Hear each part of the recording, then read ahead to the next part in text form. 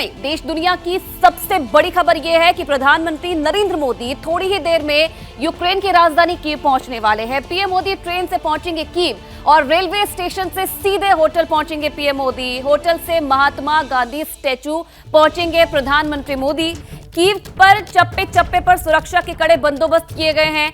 SPG की team Kyiv में तैनात की गई है। सिक्योरिटी सर्विस ऑफ यूक्रेन के जवान भी तैनात हैं और करीब 7 घंटे कीव में रहेंगे प्रधानमंत्री नरेंद्र मोदी। तो ये दौरा प्रधानमंत्री का काफी अहम माना जा रहा है। पूरी दुनिया की नजर है इस मुलाकात पर, जब प्रधानमंत्री नरेंद्र मोदी यूक्रेन के राष्ट्रपति ज़ेलेंस्की के साथ मुलाकात करेंगे। और जानकारी यह है, अपडेट यह है प्रधानमंत्री के दौरे को लेकर कि थोड़ी ही देर में प्रधानमंत्री नरेंद्र मोदी पहुंचने वाले हैं कीव और 7 घंटे यूक्रेन में रहेंगे प्रधानमंत्री नरेंद्र मोदी। कार्यक्रम क्या है ये भी आपको बता दें। ट्रेन से कीव पहुंचेंगे, रेलवे स्टेशन से सीधे होटल पहुंचेंगे और होटल से महात्मा गांधी स्टैचू पहुंचेंगे प्रधानमंत्री नरेंद्र मोदी। और सुरक्षा के कड़े बंदोबस्त किए गए हैं। कीव में चप्पे चप्पे पर सुरक्षा कड़ी की गई है।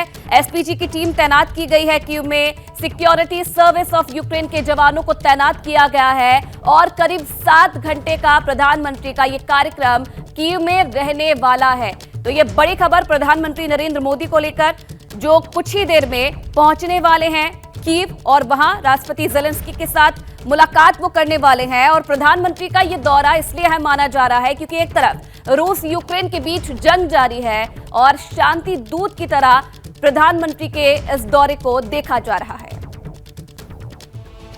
बड़ी खबर यह भी है कि कीव रेलवे स्टेशन पर पीएम मोदी को राष्ट्रपति ज़ेलेंस्की रिसीव करेंगे और बाद में दोनों नेताओं के बीच द्विपक्षीय वार्ता, क्षेत्रीय और अंतर्राष्ट्रीय मुद्दों पर चर्चा होगी। शांति बहाली मुद्दे पर भी चर्चा संभव मानी जा रही है। रूस और यूक्रेन के बीच 2 साल से युद्ध चल रहा है और इस बीच माना यह जा रहा है कि दोनों ही नेताओं के बीच शांति बहाली के मुद्दे पर भी चर्चा हो सकती है। इसी के साथ साथ द्विपक्षीय वार्ता और क्षेत्रीय और अंतर्राष्ट्रीय मुद्दों पर भी प्रधानमंत्री नरेंद्र मोदी और यूक्रेन के राष्ट्रपति ज़ेलेंस्की के बीच में बातचीत हो सकती है। तो खुद कीव रेलवे स्टेशन पर पीएम मोदी को रिसीव करने के लिए राष्ट्रपति ज़ेलेंस्की पहुंचेंगे।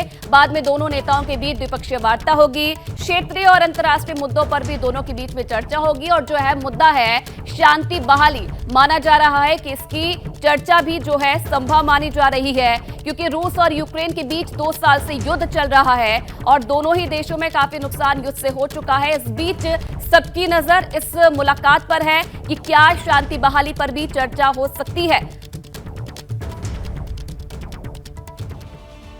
अब देखिए एक और बड़ी खबर आपको दे दें। पीएम मोदी के यूक्रेन दौरे पर रूस ने बड़ा फैसला किया है। पीएम मोदी की सुरक्षा को लेकर यह बड़ा फैसला लिया गया है। आज यूक्रेन पर हमला नहीं करेगा रूस। किसी भी इलाके में मिसाइल अटैक नहीं किया जाएगा।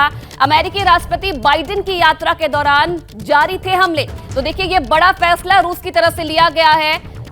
आज किसी भी इलाके में मिसाइल अटैक रूस नहीं करेगा। यह बड़ा फैसला रूस की तरफ से लिया गया है। पीएम मोदी की सुरक्षा को लेकर यह बड़ा फैसला लिया गया है। आज यूक्रेन पर हमला नहीं करेगा। किसी भी इलाके में कोई भी मिसाइल अटैक नहीं किया जाएगा। इससे पहले जब अमेरिकी राष्ट्रपति बाइडेन यूक्रेन के दौरे पर पहुंचे थे तो उस दौरान हमले लगातार जारी थे, लेकिन इस बार रूस ने यह फैसला लिया है कि जब प्रधानमंत्री नरेंद्र मोदी यूक्रेन के दौरे पर रहेंगे तो रूस किसी भी तरीके का कोई हमला नहीं करेगा यूक्रेन पर। तो यह बड़ा फैसला और किसी भी इलाके में कोई भी मिसाइल अटैक नहीं किया जाएगा।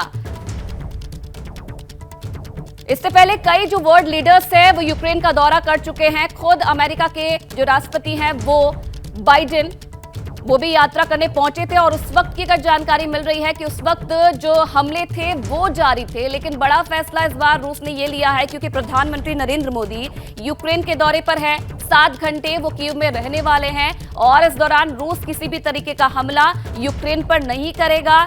कोई भी इलाका हो, कोई भी क्षेत्र हो, वहां पर किसी भी तरीके का जो अटैक है वो नहीं किया जाएगा। तो देखिए इसी साल जुलाई में पीएम मोदी रूस के दौरे पर गए थे। उन्हीं दिनों रूस ने कीव में बच्चों के सबसे बड़े अस्पताल पर रॉकेट से हमला किया जिसमें कई बच्चों की मौत हो गई, जिसकी दुनिया भर में निंदा की गई। और उसी अस्पताल का जायजा लिया है एबीपी न्यूज संवाददाता जगविंदर पटियाल ने।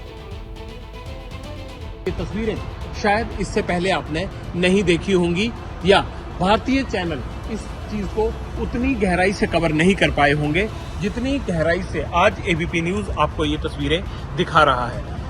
कीव में बहुत सारे भारतीय समुदाय के लोग भी रहते हैं, उनके बच्चों का इलाज भी यहीं होता है। जो यूक्रेनियन लोग हैं उनके बच्चों का इलाज भी यहीं होता है।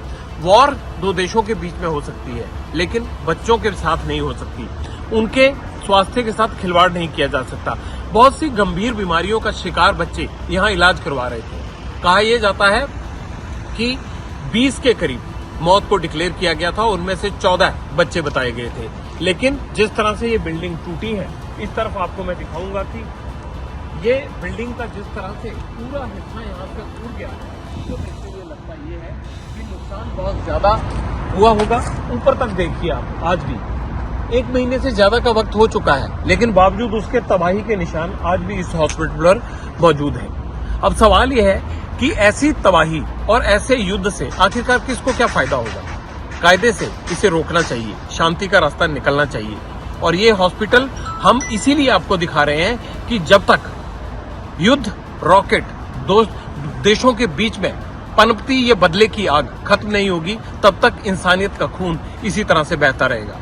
यूक्रेन में बसे न सिर्फ भारतीय, बल्कि यूक्रेन की सरकार भी ये चाहती है कि चाहे भारत मध्यस्थता करे या फिर कोई और रास्ता निकाला जाए, लेकिन भारत रूस और यूक्रेन के बीच में 2 साल से छिड़ी इस जंग को रोकने का पक्षधर रहा है। यहाँ के समुदाय ने भी इस बात की अपील की है कि किसी भी तरह से, ये भारतीयों ने कहा है कि किसी भी तरह से मोदी साहब इस बात का रास्ता निकालें। अब भारत के माथे पर यह तिलक सजता है। इस युद्ध को खत्म करने का क्रेडिट क्या पश्चिमी देश भारत को लेने देना चाहेंगे? ये देखकर अभी कुछ भी कहना मुश्किल होगा। लेकिन हाँ, इतना जरूर है कि मोदी और जेलेंस्की के बीच में युद्ध को रोककर शांति स्थापित करने की बात तो जरूर होगी।